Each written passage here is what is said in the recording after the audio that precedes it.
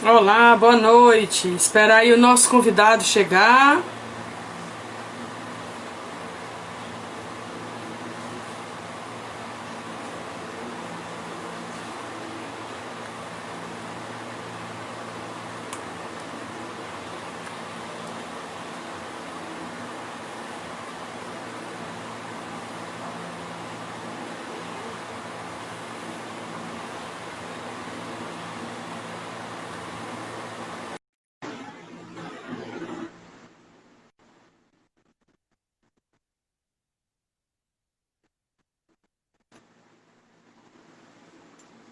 Olá, boa noite, Helber. Tudo bom? Boa noite, professora Blaine. Tudo bem?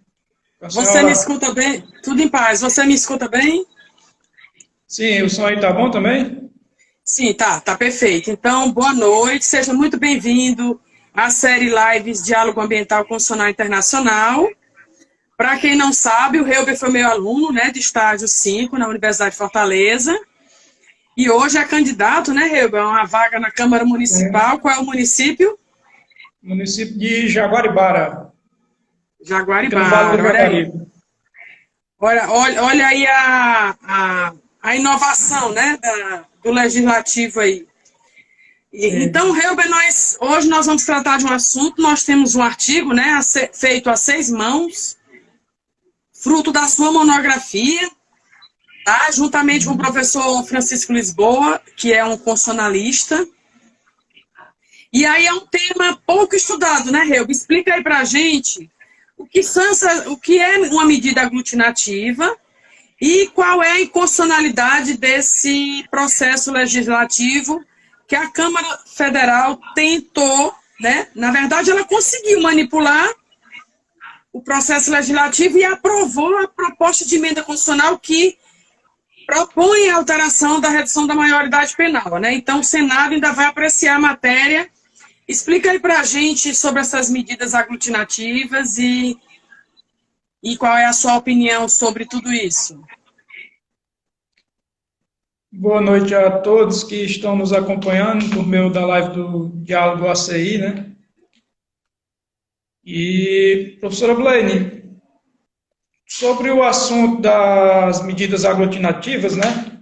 Como a gente bem sabe, essas emendas elas estão dispostas no artigo 118 do Regimento Interno da Câmara dos Deputados, né? O artigo 118 do Regimento Interno da Câmara dos Deputados, ele disciplina 5 tipos de emendas que podem ser apresentadas na proposição pelos deputados na Câmara. São as emendas, no caso aqui, eu vou só dar uma pescadinha, eu não estou lembrando direito, mas são as emendas, vou dizer na ordem, as supressivas, são as emendas aglutinativas, estou dizendo na ordem, porque são até a forma como elas são votadas, por essa ordem, as substitutivas, as modificativas e as aditivas, né? No nosso caso aqui, a emenda que gerou toda essa polêmica na aprovação da PEC 171 de 93, que é a PEC que reduz a maioridade penal de 18 para 16 anos, alterando assim, no seu texto original, o artigo 228 da Constituição, que reduzia de forma geral a imputabilidade penal do menor de 18, a maioridade, né, de 18 para 16 anos. Contudo, essa proposta ela passou mais de 20 anos parada na Câmara dos Deputados. Então, no ano de 2015, no mês de março, né, resolveu, o então presidente da época resolveu colocar essa PEC para dar andamento na Casa Legislativa, no caso a Câmara dos Deputados. E após ser enviada pela uma comissão especial, que é uma comissão que se cria quando se tem algum assunto que trata-se de algo que envolve umas 3 comissões, pelo menos, na Câmara dos Deputados, se cria uma comissão especial para que se avalie essa questão de uma PEC a ser enviada a plenário. Então, essa PEC foi colocada em discussão e votação, isso um substitutivo, depois que já tinham feito algumas emendas, né, desses tipos que eu citei, no caso de emenda supressiva, substitutiva, modificativa, aditiva, tinham feito alguns tipos dessas emendas, depois eu vou chegar na aglutinativa. E quando essa proposta chegou no dia 1º de julho de 2015, no plenário da Câmara, ela vinha reduzindo a maioridade penal de 18 para 16 anos em caso de crimes cometidos com violência grave ou ameaça, crimes hediondos, crime doloso, lesão corporal grave ou lesão corporal seguida de morte, tráfico de drogas e roubo qualificado. Acontece que, ao ser colocada em votação essa proposta, ela não atingiu o quórum específico para aprovação de uma PEC, que são 3/5 dos membros da Casa Legislativa, né? A PEC, para ser aprovada, aqui, para aqueles que não sabem ainda, ela precisa de 3/5 dos votos, e em 2 turnos, em cada casa, dos membros, seja da Casa Legislativa, Câmara dos Deputados, ou o Senado Federal, né? Então, essa PEC, na primeira aprovação, não conseguiram aprovar no dia 1º de julho de 2015, com esses tipos de crimes que eu falei. O que aconteceu foi que o então presidente, à época, deixou para que fosse votado, que após ser rejeitado o substitutivo, deve ser colocado em votação o texto original.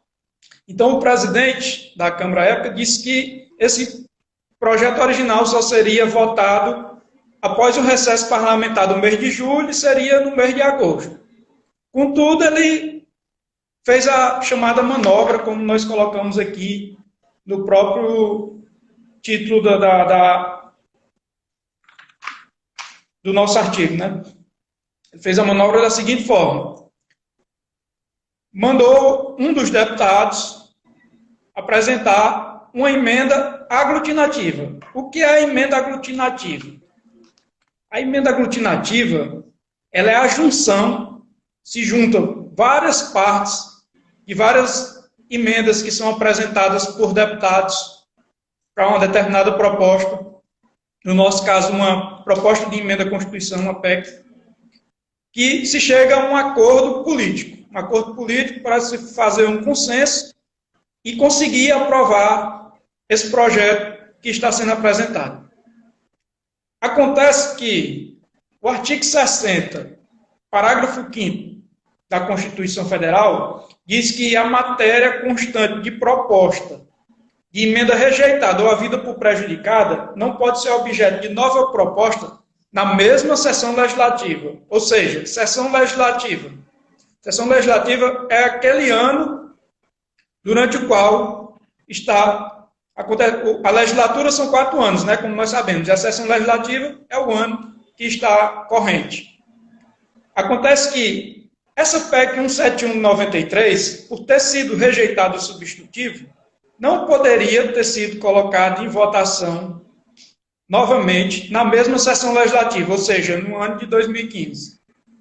Mas o então presidente, já no dia seguinte, no dia 2 de julho de 2015, resolveu colocar essa emenda aglutinativa, que se tratava do mesmo assunto, só tirava alguns crimes. Retirava alguns crimes e colocava em votação a redução da maioridade penal. Contudo, essa emenda aglutinativa, ela foi apresentada, como eu já falei aqui, após o substitutivo. E a emenda aglutinativa, de acordo com o regimento interno da Câmara dos Deputados, ela pode ser apresentada do momento da votação, do projeto em plenário. Só que o que é que acontece? No momento que estavam votando o substitutivo, ninguém apresentou essa emenda aglutinativa. O substitutivo foi rejeitado e no dia seguinte foi que se apresentou uma emenda aglutinativa. O que era para ter sido votado no caso era o texto original da PEC. Então, Dessa forma que foi apresentada, acabou que a emenda aglutinativa, da forma como foi apresentada em plenário, mesmo sendo no momento de votação, feriu o artigo 5º do parágrafo 60 da Constituição. Até o próprio regimento interno da Câmara, também, em um dos seus dispositivos, fala também que não é permitido apresentar matéria constante de mesma proposta na mesma sessão legislativa. Então, além de ter ferido a Constituição, também entrou na questão do regimento interno da Câmara. Diante disso, no dia 2 de julho de 2015, apresentada essa emenda aglutinativa, ela veio a ser aprovada por maioria dos deputados, quando precisavam só 308 votos e conseguiram 323, se não me engano, 323 votos favoráveis. Os deputados que não estavam satisfeitos com a aprovação dessa PEC, por meio da emenda aglutinativa número 16 de 2015, resolveram entrar com um mandado de segurança no Supremo Tribunal Federal. O Supremo Tribunal Federal já tinha dado uma decisão quanto a um caso que é semelhante a esse, que é o caso da PEC 181 não estou bem lembrando o ano agora, mas é a PEC que tratava sobre a reforma da Previdência. E ao STF tratar desse assunto, o ministro Marco Aurélio, que foi voto vencido à época, falou que esse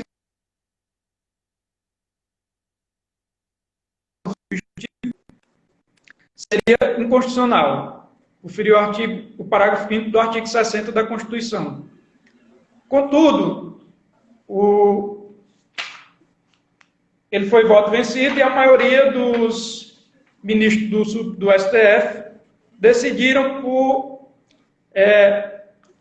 não entrar na questão, por conta da divisão dos poderes, eles não quiseram entrar na questão interna corpus da questão legislativa.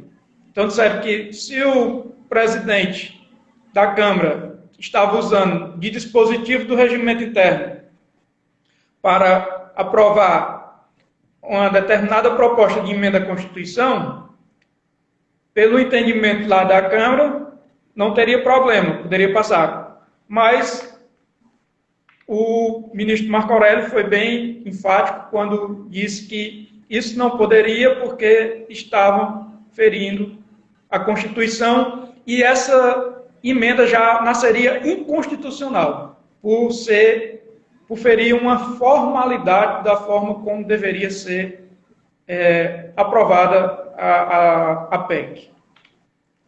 Tem mais alguma pergunta, professora Bey? Não, primeiro eu queria saber o porquê da escolha do tema. Qual foi a motivação para que você fizesse um pouquinho o valor.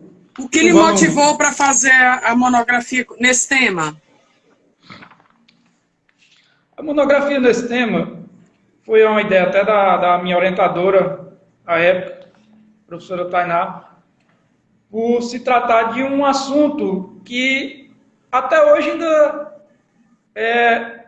não existe tanto assunto, não existe tanto, vamos dizer, material falando sobre isso. E é um ponto polêmico. Por quê? Porque a gente sabe que uma emenda constitucional já nascer inconstitucional, isso vai ferir o texto originário da nossa Constituição. É aquela coisa, está rasgando a Constituição e, vamos dizer, não é só enrijecer o processo legislativo, mas é atender aquela formalidade, como eu falei, a PEC, para ser aprovada, a PEC ela é sui generis, né? Ela é peculiar. A forma de apresentação dela deve obedecer todas as regras do artigo 60 da Constituição, diferentemente de uma lei ordinária, uma lei complementar, que muitas podem ser até apresentadas por iniciativa popular. Há até esse debate que alguns autores acreditam que PEC também pudesse ser apresentada por iniciativa popular, mas o entendimento majoritário é que não, porque tem que seguir toda a peculiaridade que existe determinado pelo Constituinte originário. Então, o que me motivou a seguir nesse estudo, dessa pesquisa, foi essa peculiaridade, esse detalhe de ser um assunto tão enriquecedor, mas que até hoje a gente vê que tem pouco material disponível sobre o assunto e, como a senhora falou no início, por eu gostar de política, hoje eu estou candidato a vereador aqui no município de Jaguaribara, eu vejo essa preocupação de que nós que somos operadores do direito, né, pessoas que trabalham no dia a dia com o direito, nós vemos que acontece muito de legisladores aprovarem leis, passarem por cima de regras que são estabelecidas por meio da Constituição Federal, por meio de leis infraconstitucionais, por meio dos regimentos internos das casas legislativas. Então, eu vejo a importância de se conhecer pelo menos o básico. Um legislador conhecer pelo menos o básico, conhecer pelo menos a Constituição Federal que está no topo da pirâmide, para não fazer aprovações que sejam algo que atinja a população e cause uma insegurança jurídica para todos os jurisdicionados, né? Você acredita que você corrobora com a teoria do ministro Marco Aurélio ou você concorda com a posição da maioria do Supremo? Porque você mesmo falou que ele foi voto vencido.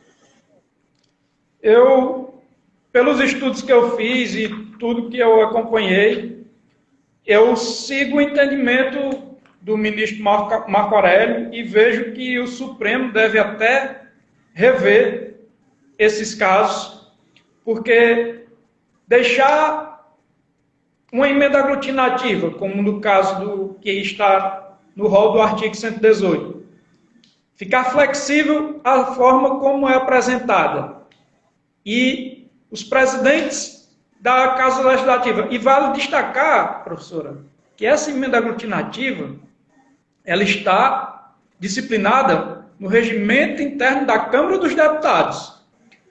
E os parágrafos 1º a 5º do artigo 118 disciplina cada uma dessas emendas. Já no regimento interno do Senado Federal, não tem a disciplina desse tipo de emenda. Então, o problema já começa na Câmara dos Deputados.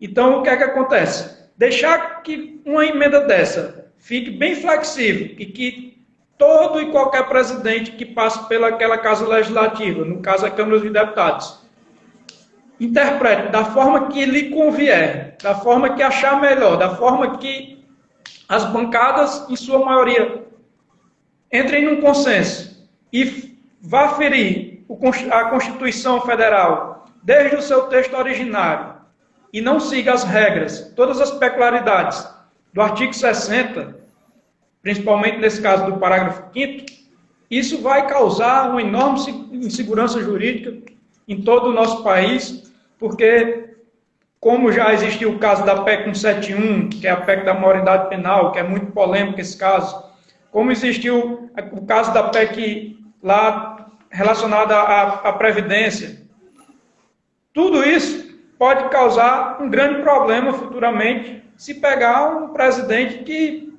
não queira obedecer à nossa Constituição. Vai acabar causando uma enorme discussão, um enorme problema até para o próprio Supremo Tribunal Federal. Aqui no nosso artigo a gente até coloca, né, que espera-se que o Supremo Tribunal Federal reveja a sua jurisprudência com relação àquela matéria, né, nos mandados de segurança já dos quais ele negou provimento. Tá um pouquinho embaixo o seu volume. Você está sem um fone, né, sem um fone de ouvido. Tá dando para ouvir? Tá dando para ouvir. A gente colocou que a gente espera que o Supremo reveja a jurisprudência sobre essa matéria, principalmente porque já existem 2 mandados de segurança, dos quais ele nega provimento. Sim. Né? Não prosperaram, né? E eu também corroboro com o seu pensamento no sentido de que eu sou realmente tendente a uma posição mais legalista. Eu sei que fala-se hoje numa superação do positivismo, em sobreposição do sistema common law, né, a jurisprudência, mas eu não corroboro muito com essa corrente. Eu sou mais positivista, e principalmente porque nenhum regimento interno pode prosperar se contrariar a Constituição Federal. E ainda assim, pelo que você falou, ou me corrija se eu estiver enganada, a própria Câmara Federal descumpriu o próprio regimento dela, é isso? Sim, a própria Câmara Federal, o próprio ministro Marcarelli reconheceu isso, que a Câmara descumpriu o presidente à época, em 2015, ele interpretou o dispositivo que tinha no regimento interno, que é quase as mesmas letras do parágrafo 30 do artigo 60, ele interpretou da maneira que foi melhor, que ele melhor veio atender os interesses dele e da bancada. Eu estou pesquisando aqui só para a gente saber quem era. É porque eu costumo tirar dos artigos... O ilustre Eduardo Cunha. É porque eu costumo excluir o nome dos políticos dos artigos científicos que eu faço parte como autora. Realmente costumo excluir, já com a intenção de não fazer nenhuma propaganda, né? nem contra, nem a favor. E até porque eu entendo que a pesquisa ela tem que se sobrepor a qualquer ideologia política, né? Mas eu estou vendo aí que o destino parece que lhe aproxima muito do legislativo, né? Você escolheu, após 5 anos e meio, né, o curso de Direito da Universidade de Fortaleza, curso que eu tenho a honra de ser professora desde 2004. Você realmente escolheu um tema diferente, um tema que não é estudado na disciplina. Não dá tempo ver esse conteúdo, né? Eu acho que pouca gente sabe o que é medidas aglutinativas, até porque elas estão inseridas no regimento interno da Câmara, né? E aí seria necessário uma disciplina sobre processo legislativo, né? Então, isso deve ser muito mais direcionado para uma pós-graduação do que para a graduação em si, né? E hoje você quer compor o legislativo municipal no município de Jaguaribara, porque tem a Nova Jaguaribara, né? E a Jaguaribara. É só Jaguaribara agora. Não chamo mais de Nova, não. Não. Pois é. E aí dá outra live, né? Sobre as questões ambientais da Nova Jaguaribara, que não é mais nova. Mas, enfim, na sua opinião, eu passo uma questão no direito ambiental, você não foi meu aluno de direito ambiental, mas foi de estágio, sobre os 3 poderes. O que você acha mais grave? A manobra que a gente, entre aspas, a manobra feita pela Câmara Federal em 2015, por meio da medida aglutinativa 16, ou a interpretação equivocada, salvo melhor juízo, do STF? O que você acha mais grave em termos de insegurança jurídica? A manobra, eu acredito que acaba se tornando... Porque, assim, o STF ele é o guardião da Constituição, né? Há um importante papel nesse momento de o STF definir que houve essa inconstitucionalidade, inconstitucionalidade até formal, na formalidade como foi aprovada a PEC, mas eu acho grave a forma que foi no processo legislativo. A forma que ocorreu a manobra no processo legislativo, por quê? Porque, como a gente sabe, os representantes como o próprio parágrafo único do artigo 1º da Constituição diz, que todo poder emana do povo, que o exerce por meio dos seus representantes, né? Então, os representantes que são para criar as nossas normas, as nossas leis, devem dar logo o exemplo no momento de criação de uma proposta, de uma lei ordinária, de uma PEC, de uma lei ordinária, de uma lei complementar, deve dar o exemplo e já seguir a norma. A seguir a norma, seguindo desde a nossa lei suprema, né, que está no topo da pirâmide, até os regimentos internos das casas legislativas. Então, eu acredito que deve haver um preparo maior dos legisladores. Os nossos legisladores devem ser pessoas que estejam mais preparadas, que procurem se capacitar mais, que procurem ter um pouco do conhecimento do direito, ter pelo menos o básico, para que não procurem criar normas que venham a atingir toda uma população e essa norma já nasça de forma inconstitucional, porque é uma norma nascer de encontro à Constituição, que foi proclamada, uma Constituição cidadã, que foi promulgada em 88, e já ir de encontro uma PEC, uma norma derivada, um texto derivado, partir para nosso texto originário, isso é uma situação gravíssima. Então, é até importante essa questão dos legisladores terem um pouco do conhecimento do direito e fazerem seguir a regra do que manda toda a legislação desde a Constituição Federal. Até porque, né, Helber, nós temos dois graves problemas aí. Primeiro, a matéria tratada na PEC 171, né? 171 de 1993. Gente, é um assunto de alta complexidade, tá? Onde é necessário chamar outros especialistas, além dos juristas, para um diálogo sobre o assunto, que é a redução da maioridade penal. Uhum. Eu, particularmente, sem qualquer medo de errar, me posiciono contra a redução da maioridade penal, não por achar que o menor não pratique um crime, mas por saber e ter certeza que apenas reduzir, não vai reduzir a criminalidade no Brasil. Não adianta diminuir para... Aí vem outro critério. Por que 16 e por que não 14? E por que não 12?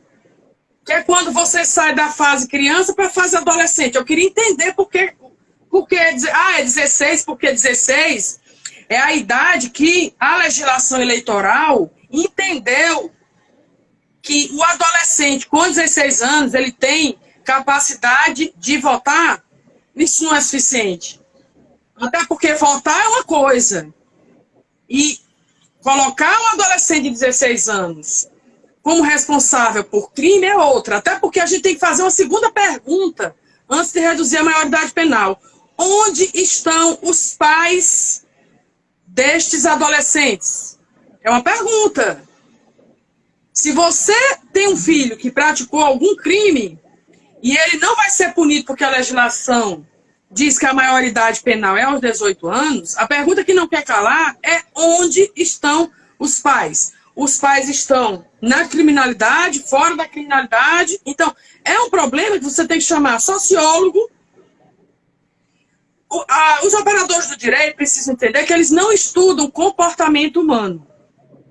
A ciência jurídica não estuda, nem tem conhecimento sobre comportamento humano. Não faz parte da ciência jurídica. A ciência jurídica não contempla esse estudo. Então, tem que chamar a psicologia, a antropologia, quiçá a psiquiatria, e discutir com esses parlamentares o que é o ideal para o Brasil.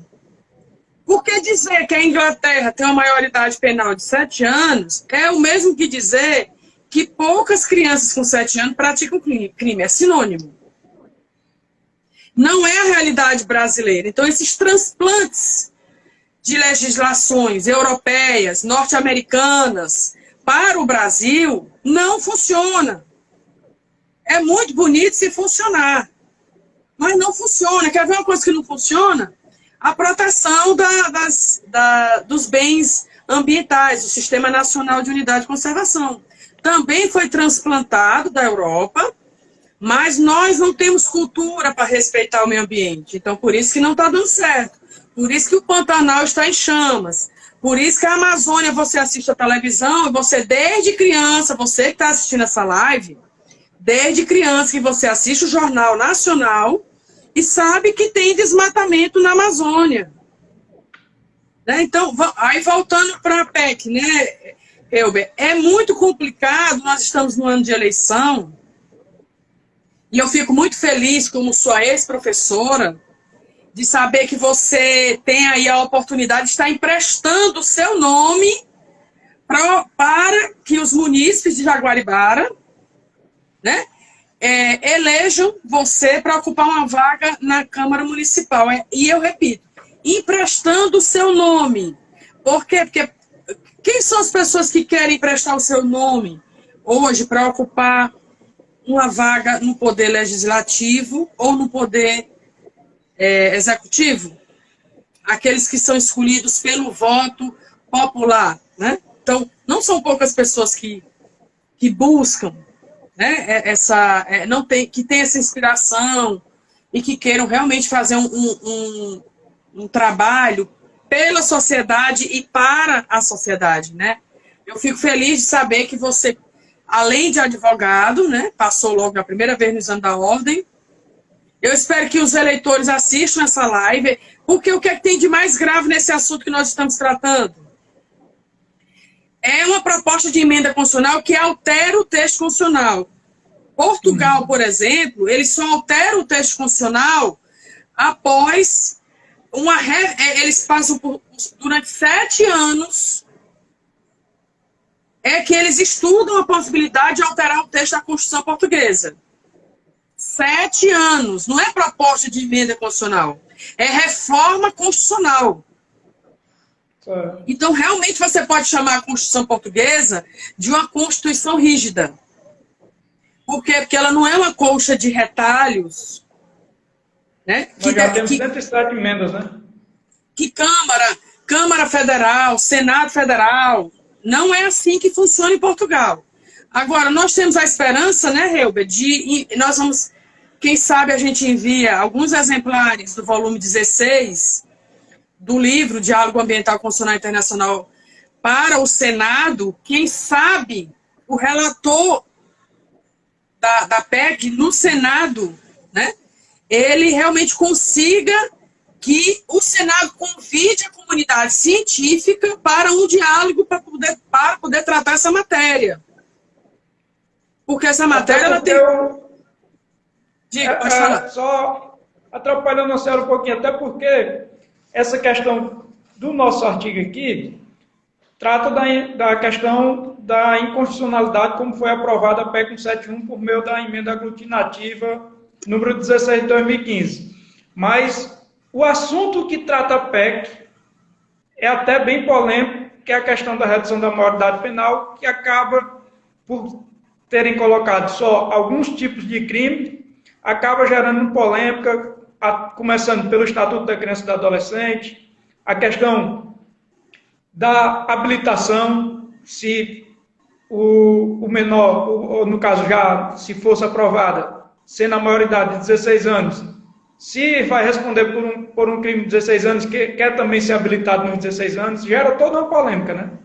Então, o importante também da discussão com a comunidade científica, que nem eu falei, se todos os legisladores não têm esse conhecimento, como nós temos, do mundo jurídico, então é preciso que se escute pessoas que tenham conhecimento para que não haja aprovações de projetos que gerem uma grande insegurança para todos os nossos jurisdicionados, né?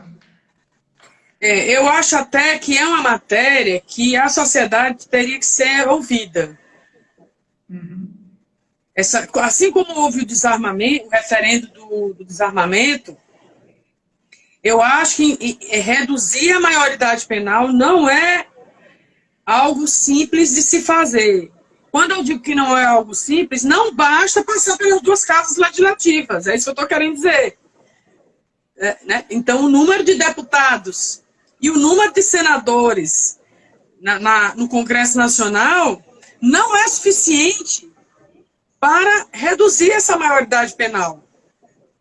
As outras áreas precisam ser ouvidas. A antropologia, estamos aí agora com a minha querida Graziela Ambrosio, psicóloga e advogada, a psicologia. Então, não basta. E aí vem a dúvida: por que reduzir para 16? Né? 16 não é 14 e 15, que é gasto de 15, as 15 primaveras. Por que esse número 16, né, Reuben? É a primeira pergunta que tem que se fazer. Por que 16? Porque eles têm uma estatística que entre 16 e 18 tem muitos adolescentes envolvidos, né, na criminalidade, sendo usados pelos criminosos adultos. É isso? E porque eles não respondem criminalmente? Isso é um fato. Mas o outro fato é saber por que os jovens entram para a criminalidade. O que é que está faltando na vida deles? E aí um contraponto que eu faço é o Estatuto da Juventude. O Estatuto da Juventude, ele diz que você é jovem até os 29 anos. Olha o paradoxo. Não, peraí, então eu tenho uma proteção do Estado pelo Estatuto da Juventude até 29 anos e eu posso responder criminalmente aos 16 anos, é isso? Isso tem que ser debatido. Tem que haver um diálogo sobre isso. O que esses estatutos, o que esses normativos realmente querem proteger? Né? Então, Reuben, você foi muito feliz na escolha. A questão até a época, um dos motivos que falaram sobre a PEC, que era para reduzir a criminalidade no Brasil, né? Mas, como a senhora bem falou, e foi feito um estudo para saber se só reduzindo a maioridade para 16 anos vai diminuir a criminalidade no país, né? Então, além de terem aprovado uma proposta de emenda, já foi aprovado nos 2 turnos na Câmara dos Deputados, está tramitando agora no Senado Federal. Além de terem aprovado desde o primeiro turno na Câmara dos Deputados, de forma inconstitucional, por não seguir a formalidade que está disciplinada na Constituição Federal, no texto originário da nossa Constituição, também estão deixando passar assuntos muito polêmicos que devem ser escutados toda a sociedade para que não ocorra qualquer insegurança jurídica futuramente, né? Então, é algo bem delicado, que deve ser muito estudado, feito com bastante cautela, para não ir só atender os anseios dos legisladores, de alguns políticos, e acabe causando prejuízo a toda uma sociedade. Eu estou vendo aqui no nosso artigo, Reuben, no dia 22 de agosto de 2020, a situação da PEC 171/1993, aí a gente já percebe, como você disse no início da live, que ela ficou 20 anos, o projeto de lei, né, a proposta, ficou 20 anos parada na Câmara, né? E já foi aprovada em 2 turnos, não é isso? Em 2 turnos na Câmara dos Deputados. Pronto, mas em 22 de agosto desse ano, a situação é aguardando a apreciação do Senado. Vamos ver se a gente consegue, o livro aí está no forno, né? Vamos ver se a gente consegue enviar uns exemplares para o Senado Federal para tentar fazer com que o Senado não incorra, né, no mesmo equívoco da Câmara. Lembrando, vamos soletrar que o presidente da Câmara era o deputado Eduardo Cunha, né, acusado na Operação Lava Jato, que foi preso. Isso tudo porque o brasileiro ele precisa ter uma memória mais ativa para a questão da ficha limpa, né? O que é ficha limpa? Nós temos um presidente que passou por um impeachment, Fernando Collor de Mello, que hoje ocupa uma cadeira no Senado. Então, isso é um problema sério do direito eleitoral. E aí nós não temos tempo de dizer aqui na live qual é o país que está no melhor caminho em termos de legislação eleitoral, né? Porque, afinal, a dúvida que fica, o que é ficha limpa no Brasil? Ficha limpa no Brasil é você não responder nenhum processo, é você responder o processo, cumprir a pena e voltar para a carreira política? Me parece que sim, porque Fernando Collor de Mello é senador. Né? Então, assim, ficha limpa é um tema também muito polêmico do direito eleitoral e constitucional. Mas, Helber, você quer passar aí uma mensagem, alguma mensagem final para os nossos ouvintes? Essa live vai ficar no canal do YouTube, canal Diálogo Ambiental Constitucional Internacional, para os munícipes de Jaguaribara. A mensagem que eu quero deixar para todo o povo brasileiro, também para os meus conterrâneos aqui de Jaguaribara, é que no momento de dar o seu voto, de escolher o seu representante, faça uma análise da capacidade daquela pessoa, da vida pregressa daquela pessoa. Vamos chamar de vida limpa, né, Helber? Exato. Ficha limpa, vida limpa. Vida limpa. O que a pessoa pode fazer de melhor pela sociedade, o que pode contribuir numa casa legislativa, no executivo, para que traga o melhor para a sociedade, né? Para que não ocorra problemas de buscarem interesses pessoais, interesses que sejam mais convenientes. No caso aqui da PEC 171 de 93, aos próprios políticos da época, e acabe aprovando projetos que vai gerar grande discussão na sociedade, aprove projetos que já vão nascer inconstitucionais e acabe causando insegurança jurídica e causando um enorme prejuízo a toda a população. Então, o maior poder que o povo tem é o do voto. Na nossa própria Constituição, no parágrafo único do artigo 1º, diz que todo poder emana do povo. Então, o povo tem que fazer valer esse poder. Fazer valer colocando representantes que estejam à altura do povo, de tudo que o povo merece de melhor no nosso país, no nosso estado e nos nossos municípios. Agradeço demais a oportunidade, professora Blaine. Fiquei muito feliz quando fui convidado para publicar esse artigo juntamente com a senhora e o professor Francisco Lisboa. Para mim foi uma grande honra. Demorou um pouco por conta dessa pandemia, mas graças a Deus, como a senhora bem falou, o livro já está aí no forno e logo, logo, todos os nossos amigos terão o prazer de fazer uma leitura sobre esse artigo e espero que esse livro e esse artigo chegue também ao Congresso, principalmente nesse momento ao Senado Federal, que é onde está em tramitação essa PEC, e os nossos legisladores analisem melhor e não deixem passar problemas como esse que estão indo de encontro ao texto originário da nossa Constituição. Que seja preservado a promulgação que foi feita do texto originário em 88 e que se obedeça às regras.